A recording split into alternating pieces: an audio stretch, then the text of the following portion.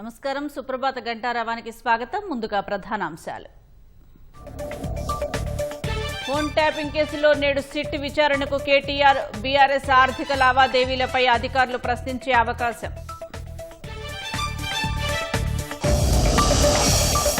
బొగ్గు కుంభకోణం నుంచి దృష్టి మరల్చేందుకే నోటీసులన్న బీఆర్ఎస్, విచారణ తప్పించుకునేందుకు కొత్త నాటకమని కాంగ్రెస్ ఎదురుదాడి.